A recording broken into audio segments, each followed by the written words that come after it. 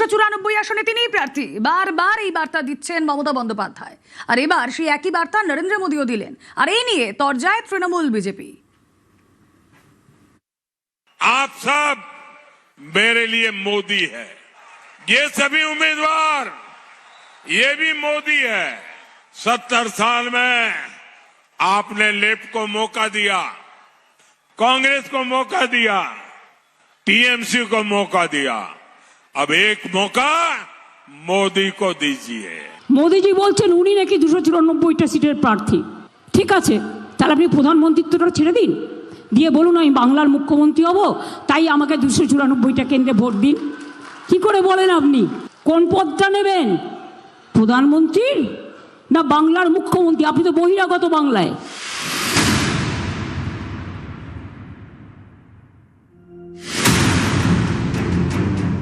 রবিবার শিলিগুড়িতে সভা করেন নরেন্দ্র মোদী। সেখান থেকেই তিনি বার্তা দেন 294 আসনের সব প্রার্থী মোদী।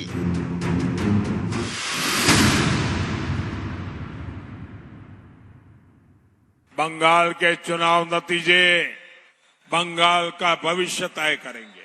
आप सब मेरे लिए मोदी है, ये सभी उम्मीदवार ये भी मोदी है। 70 साल में आपने लेफ्ट को मौका दिया, कांग्रेस को मौका दिया, टीएमसी को मौका दिया, अब एक मौका मोदी को दीजिए। बंगाल की बेटियों की सुरक्षा के लिए एक मौका मोदी को, घुसपैठ से बंगाल को बचाने के लिए, कानून का राज स्थापित करने के लिए।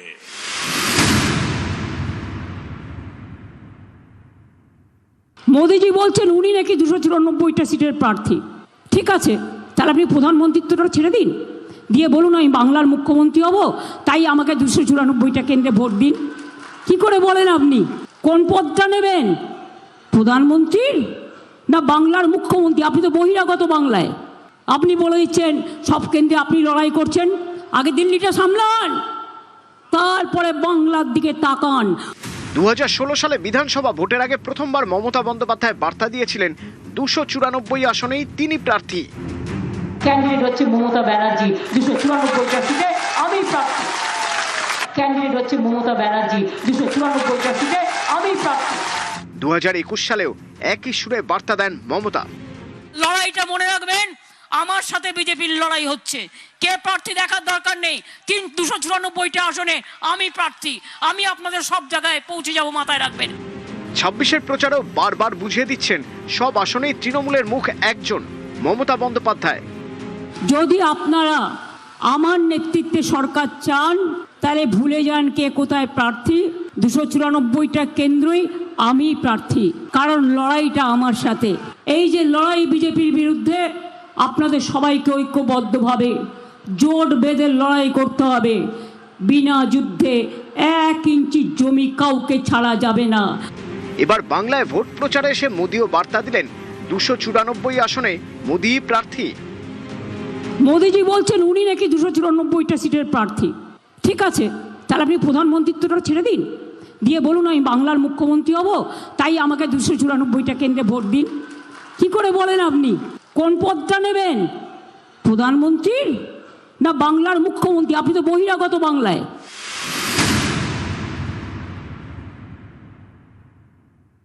আমি যেখানে তৃণমূল কংগ্রেসের প্রার্থী, সেটা আমাকে দেখেই ভোট দিন। কিন্তু প্রধানমন্ত্রী যদি বলেন যে একটা রাজ্যের বিধানসভা নির্বাচনে আমি সব জায়গায় প্রার্থী, তাকে প্রথম ইস্তফা দিয়ে আসতে হবে। একজন প্রধানমন্ত্রী এক মহিলা মুখ্যমন্ত্রীকে নিয়ে এত দিশাহারা। দেশের প্রধানমন্ত্রীকে যদি কোনো মুখ্যমন্ত্রীকে নকল করতে, বাচ্চা ছেলেরাও হাসবে। তৃণমূলের মাথার ঠিক নেই, চোখে তারা দেখছে। নিউজ 18 বাংলা। তৃণমূলকে ফের তোলাবাজি, সিন্ডিকেট তোপসার, ক্ষমতা এলে কড়া শাস্তির হুঁশিয়ারি। ममता को निकाल दो, टाटा बाय बाय कह दो, कट मनी वालों को, सिंडिकेट वालों को उल्टा लटका कर सीधा करने का काम भारतीय जनता पार्टी की सरकार करेगी। 4 मई के बाद डबल इंजन सरकार बनने वाली है और बंगाल के अंदर विकास का नया दौर शुरू होने वाला है। मैं आज टीएमसी के गुंडों को कहकर जाता हूं, 23 अप्रैल को अपने घर में बंद रहना, वरना 5 मई को चुन चुन कर जेल की सलाखों के पीछे डालने का काम करें। বিজেপির বিরুদ্ধে পাল্টা দুর্নীতির অভিযোগ মমতার। তৃণমূলকে বলছো চার্জশিট দিয়েছো, তৃণমূল চোর, তুমি সাধু। তোমার নেতারা কয়লার কত টাকা তোলে, হলদিয়া বন্দরের কত টাকা তোলে, কত ভাগ নিজেরা নেয় আর কত ভাগ দিল্লিতে যায়। সৌজন্যতার খাতিরে আমি নামগুলো নাইবা বললাম, কারণ তোমার আমার মধ্যে এটাই পার্থক্য, ইশারাই কাফি, বুঝে নিন। বিজেপি ভোটের পর বুলডোজার চালায়, চড়াসুর মমতা বন্দ্যোপাধ্যায়ের। বাংলায় ভোট প্রচারে এসে বুলডোজার চালানোর হুঁশিয়ারি শোনা যায় যোগী আদিত্যনাথের গলায়, আর এর প্রতিবাদে সরব হয়েছেন তৃণমূল নেত্রী। কালকেই বলে গেছে উত্তরপ্রদেশের মুখ্যমন্ত্রী মহাশয় যে উত্তরপ্রদেশের মতো এখানে বুলডোজার চলবে। মানেটা কি?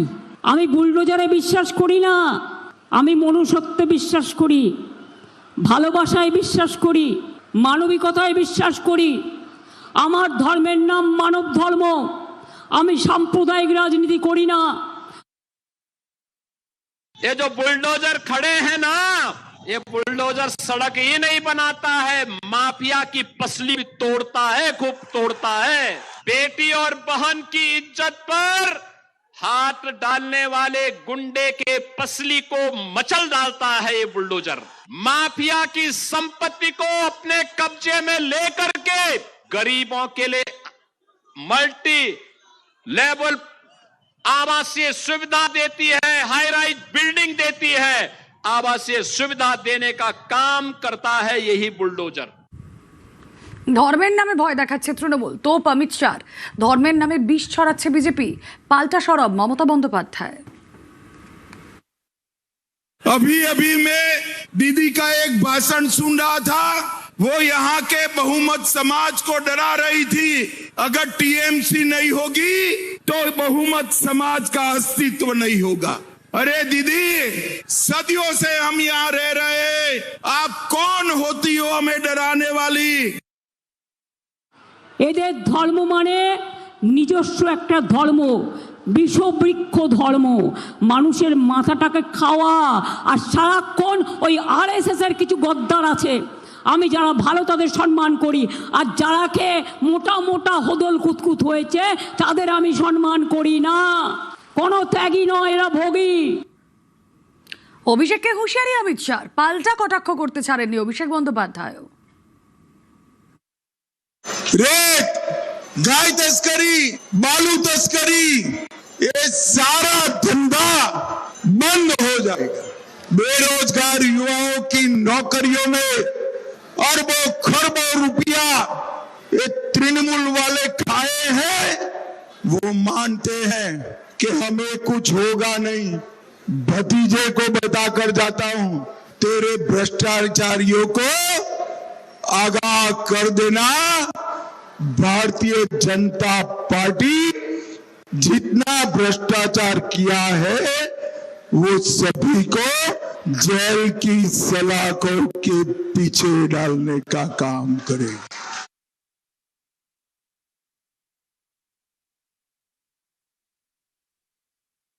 আমাদের মনীষী বীর বিপ্লবীদের অপমান করা হচ্ছে। রবীন্দ্রনাথ ঠাকুরকে বলছে রবীন্দ্রনাথ সান্যাল, রানী রাসমণিকে বলছে রানী রাসমতি, আজকে অমিত শাহ এসে রবীন্দ্রসঙ্গীতকে বলেছে রবিশঙ্কর, রবীন্দ্রসঙ্গীতকে বলেছে রবিশঙ্কর, স্বামী বিবেকানন্দকে বলছে অজ্ঞবামপন্থী প্রোডাক্ট, নেতাজিকে অপমান, রামমোহন রায়কে অপমান, ঈশ্বরচন্দ্র বিদ্যাসাগরকে অপমান, হরিচাঁদ ঠাকুরকে অপমান, গুরুচাঁদ ঠাকুরকে অপমান, মতুয়া ভাইদের অপমান। বাদ যাওয়া 27 লক্ষের ভোট দেওয়ার কার্যত সম্ভাবনাই নেই। ট্রাইব্যুনালে বৈধদের নাম ওঠায় মিলল না সুপ্রিম আশ্বাস। ট্রাইব্যুনাল বিচারে বৈধ হলে নাম ঢোকানোর আবেদন, সাপ্লিমেন্টারি তালিকা প্রকাশের আবেদন আদালতে। নাম তোলা নিয়ে বিবেচনার সময় চাইল সুপ্রিম কোর্ট। বাদ যাওয়া 27 লক্ষের তাহলে ভবিষ্যৎ কি, ভোট ভবিষ্যৎ কি জানবো। প্রতিনিধি মৈত্রেয়ী ভট্টাচার্য রয়েছেন সঙ্গে। মৈত্রেয়ী, রুবেলা, দেখো, যদি খুব স্পষ্ট ভাষায় বলতে হয় তাহলে এই বাদ যাওয়া 27 লক্ষের ভোট ভবিষ্যৎ কিন্তু এখনো পর্যন্ত অন্ধকারেই। তার কারণ যেখানে দিশা দেখার কথা ছিল সর্বোচ্চ আদালত, সেখানেও কিন্তু আজকে সে অর্থে কোনো বড় দিশা দেখা গেল না। একদিকে যখন পিটিশনারদের তরফ থেকে এই আবেদন করা হলো যে যেহেতু ট্রাইব্যুনাল এখনো কাজ শুরু করেনি, ফলে সেক্ষেত্রে দাঁড়িয়ে ট্রাইব্যুনালের কাট অফ মার্ক বা যারা আবেদন করেছে তাদের জন্য ইন্টারিম রিলিফ দেওয়া হোক এবং তাদের কাছে যদি কিছু নির্দিষ্ট নথি থাকে তাদেরকে অনুমতি দেওয়া হোক নির্বাচনে অংশগ্রহণ করার বা ভোট দেওয়ার। সর্বোচ্চ আদালত সেই বিষয়টাতে সম্মত হয়নি। তাদের বক্তব্য যে যদিও পিটিশনারদের তরফ থেকে কল্যাণ বন্দ্যোপাধ্যায় তিনি উল্লেখ করেছিলেন যে 16 লাখের কাছাকাছি আবেদন জমা পড়েছে, যদিও প্রধান বিচারপতির বেঞ্চ তারা জানান যে কলকাতা হাইকোর্টের প্রধান বিচারপতি তাদেরকে জানিয়েছেন যে 34 লাখেরও বেশি আবেদন তাদের এখনো পর্যন্ত জমা পড়েছে ট্রাইব্যুনালে নিষ্পত্তির জন্য। এবার দ্বিতীয় যে বিষয়টি গুরুত্বপূর্ণ ছিল সেটি হচ্ছে টাইম লাইন। সেক্ষেত্রে দাঁড়িয়ে ট্রাইব্যুনালের জন্য কিন্তু কোনো সময়সীমাও বেঁধে দেয়নি আজকে সর্বোচ্চ আদালত।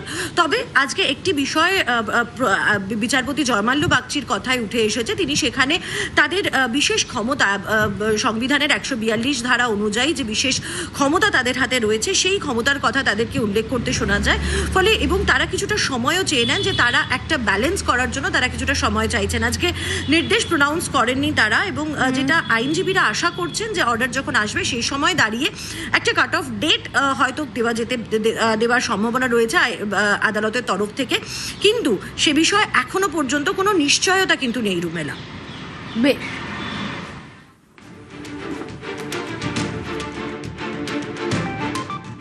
যেহেতু ট্রাইব্যুনালটা সুপ্রিম কোর্টের নির্দেশে তৈরি হয়েছে, 34 লক্ষ লোক অ্যাপিল করেছে, তাহলে এই 34 লক্ষ লোকের অ্যাপিলে যদি বৈধতা পাওয়া যায়, যদি তারা ভোটটাই দিতে না পারে তাহলে তাদের কিছুই বাকি থাকছে না। আমরা জানি 132-তে তার পাওয়ার হচ্ছে আনলিমিটেড। সেই অর্ডারটা যদি হয় তাহলেই কিন্তু এই যারা মানুষ যদি বৈধ হিসেবে ঘোষিত করবে তাদেরকে, তারা ভোট দেওয়ার জায়গা তৈরি হবে। আজকে তো যেটা মনে হচ্ছে সুপ্রিম কোর্ট সেই পাওয়ারটা ব্যবহার করার দিকে ইঙ্গিত দিয়েছে। দেখা যায় যে ট্রাইব্যুনাল বললো যারা বৈধ ভোটার, তাহলে যদি ভোটটাই দিতে না পারে তাহলে তো 132 পাওয়ারটার কোনো মানে গ্রাউন্ড লেভেলে ফাংশনিং বা মানুষ এফেক্টিভনেস পেত না। সেটা সুপ্রিম কোর্ট বলেছে they will consider that article 132 যদি তারা এই যে আমাদের ইলেকশন রুল সেটা বাইপাস করে এই যারা বৈধ ভোটার হিসেবে ডিক্লেয়ার হবে তারা যেন ভোট দিতে পারে। বারবার হারের বদলা নিতেই এসআইআর, বিজেপিকে তোপ অভিষেকের আর অনুপ্রবেশকারীদের বাঁচাতে এসআইআর বিরোধিতা, তৃণমূলকে আক্রমণ অমিত শাহ। তাদেরকে কড়ায় গন্ডায় 2024 সালে আমরা জবাব দিয়েছিলাম। প্রতিশোধ নিতে মানুষকে লাইনে দাঁড় করিয়ে এসআইআর এর মাধ্যমে ভোটাধিকার কেড়ে নিয়েছে। আমাদের জবাবটাও মায়েরা লাইনে দাঁড়িয়েই দিতে হবে।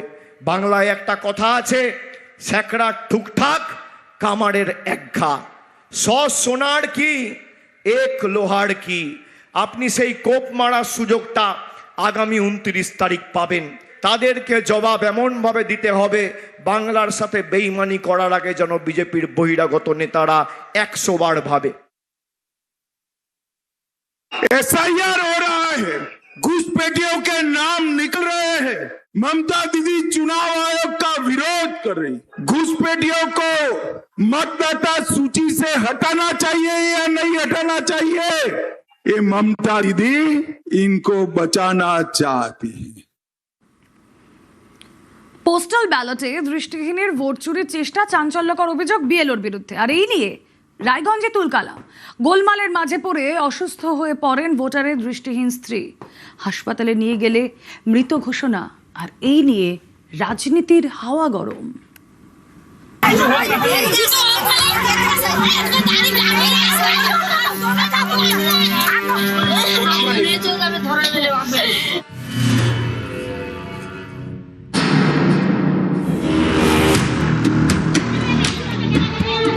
এপ্রিল রায়গঞ্জে ভোট, তার আগে সোমবার থেকে পোস্টাল ব্যালটে ভোট শুরু। এই ভোট নিয়েই সোমবার অশান্তি, ভোটারের স্ত্রীর মৃত্যু।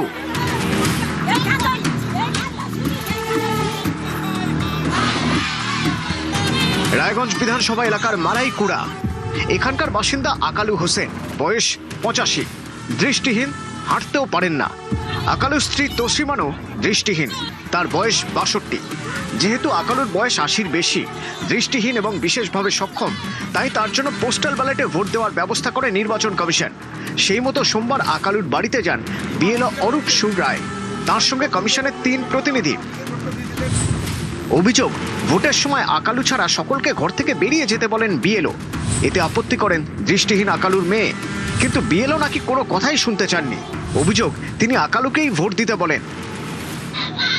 এরপরেই বাড়ি থেকে বেরিয়ে বিষয়টি সকলকে জানান আকালুর মেয়ে। বেঁধে যায় গোলমাল, ঘটনাস্থলে পৌঁছয় পুলিশ, কেন্দ্রীয় বাহিনী। অভিযোগ, এসবের মধ্যে অসুস্থ হয়ে পড়েন আকালুর দৃষ্টিহীন স্ত্রী। রায়গঞ্জ মেডিকেলে নিয়ে গেলেও বাঁচানো যায়নি। বলছে কি আমার নাকি ভোট দিতে লাগবে, না দিলে এদেরকে তুলে নিয়ে যাবে। আমি দিব, আমার মা অসুস্থ, দেখতে পাই না। বলছে না ওনাকে দিতে হবে, ওনায় না দিলে আমি ওদেরকে উঠিয়ে নিয়ে যাবো। ওরা অফিসার গুলো বলেছিল, ওই ভয়ে তো আমার মা স্ট্রোক করে মারা গেছে। আমার মায়ের মৃত্যুর জন্য ওরাই দায়ী। এই ঘটনার পর ক্ষোভে ফেটে পড়েন স্থানীয়রা। তাদের অভিযোগ, বিজেপির হয়ে ভোট চুরির চেষ্টা করছিলেন বিএলও, তাকে আটকে রাখা হয়, বন্ধ হয়ে যায় ভোট গ্রহণ।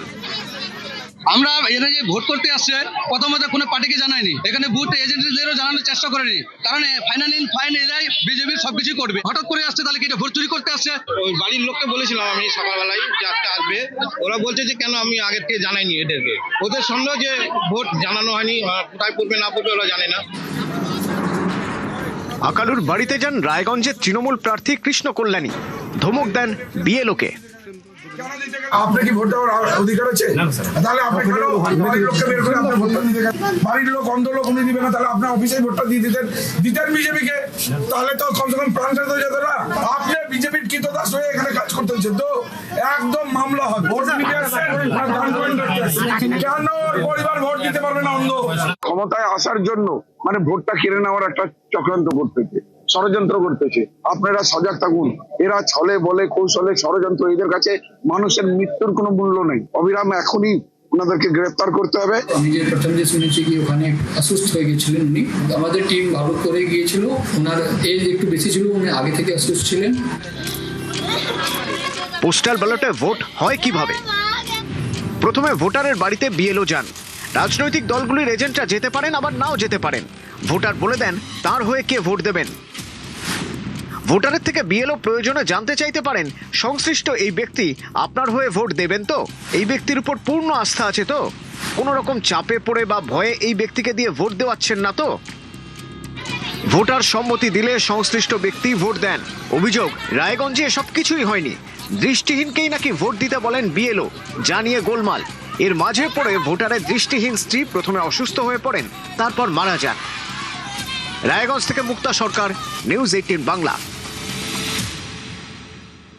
বিজেপির নেতার গাড়িতে লক্ষ লক্ষ টাকা। দক্ষিণ 24 পরগনার হটুগঞ্জে উদ্ধার প্রায় 10 লক্ষ টাকা। নাকা চেকিংয়ে গাড়িতে উদ্ধার 9,88,000 টাকা। টাকার নথি দেখাতে পারেননি বিজেপি নেতা। 2 বিজেপি নেতা ও গাড়ির চালককে আটক করা হয়েছে। উদ্ধার হওয়া টাকা বাজেয়াপ্ত করেছে কমিশন। টাকা ছিল একটু, তাই। কত টাকা ছিল? যতটুকু টাকা না আসলে পরে ধরে ততটুকু, তার বেশি ছিল, তাই টাকা ছিল তার জন্য।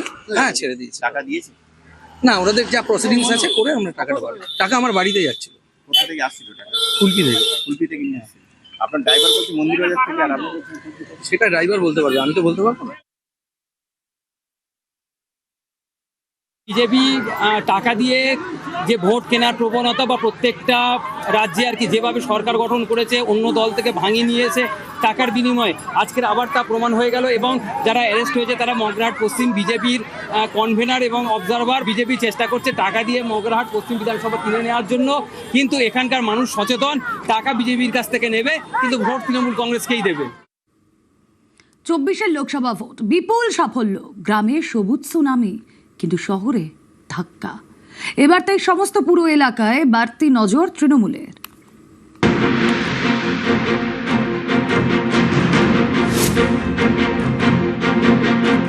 প্রথম দফার ভোটে প্রচারের জন্য হাতে আর মাত্র কয়েকটা দিন। এই কদিন শহরে প্রচারে বিশেষ জোর দিচ্ছে তৃণমূল। পুরো এলাকায় বাড়তি সময় দিতে বলা হয়েছে প্রার্থীদের। শহুরে এলাকার ভোট টানতে তারকা প্রচারকদের নিয়ে হচ্ছে রোড শো। নিজের ওয়ার্ডে বাড়ি বাড়ি গিয়ে প্রচার সারছেন কাউন্সিলররা। অভাব অভিযোগ শুনে তা মেটানোর আশ্বাসও দিচ্ছেন। পাড়ার মোড়ে মোড়ে করা হচ্ছে সভা। এই জায়গাটায় আমরা ভালো আছি, সেটা আরো ভালো করতে হবে। আর যে জায়গাটায় কোনো কারণে আমরা হয়তো আরো একটু বেশি ভোট পাওয়া উচিত ছিল, সেটার কারণগুলো অনুসন্ধান করে সেই জায়গাটা আরো ভোট পাওয়ার জন্য যা যা করা দরকার সেটা পার্টি নেতৃত্ব ঠিক করবেন, যাতে কোনো শিথিলতা না থাকে। সেই জন্য পার্টি নেতৃত্ব কড়া নজর রাখছেন। 2024 লোকসভা ভোটের ফলে স্পষ্ট তৃণমূলের শহরের ভোট ব্যাংক ধাক্কা খেয়েছে। 2021 বিধানসভায় তৃণমূল পেয়েছিল 2,89,68,281টি ভোট। 2024 লোকসভা ভোটে তা কমে দাঁড়ায় 2,76,74,133। 3 বছরে ভোট কমে প্রায় 13 লক্ষ। তথ্য বলছে তৃণমূলের গ্রামের ভোট অটুট থাকলেও শহরে ভোটে ভাগ বসিয়েছে বিজেপি। পশ্চিমবঙ্গে 121টি পুরসভা।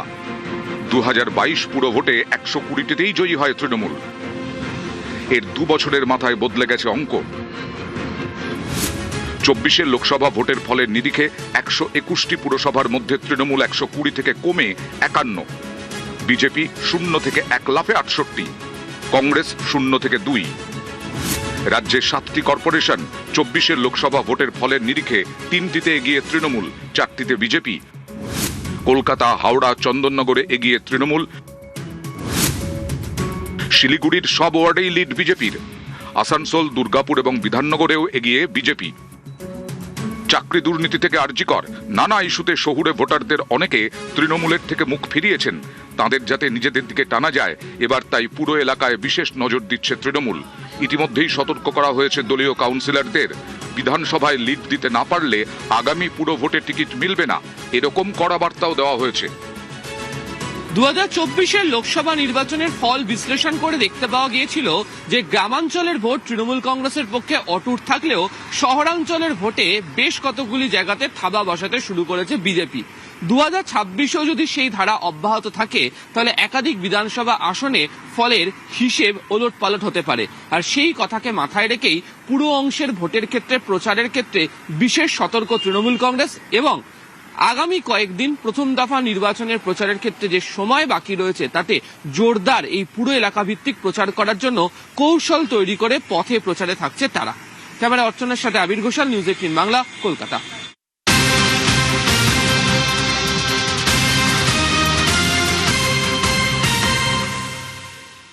নজর রাখছি সরাসরি দুর্গাপুরে, সেখানে রোড শো করছেন অমিত শাহ। এর আগে আপনারা জানেন যে এই রাজ্যে বিধানসভা নির্বাচনের আগে আজ 3টি জনসভা করেছেন তিনি। বোলপুর, খয়রাশোল, পশ্চিম বর্ধমানে জনসভা করেন অমিত শাহ। আর তারপরই দুর্গাপুরে অমিত শাহর এই রোড শো, যে ছবি আপনারা দেখছেন হুটখোলা গাড়িতে, অমিত শাহ রোড শো ভগৎ সিং মোড় থেকে চণ্ডীদাস মার্কেট পর্যন্ত রোড শো অমিত শাহর। কেন্দ্রীয় স্বরাষ্ট্রমন্ত্রী অমিত শাহ রোড শো ছবি আপনারা সরাসরি দেখছেন দুর্গাপুর থেকে।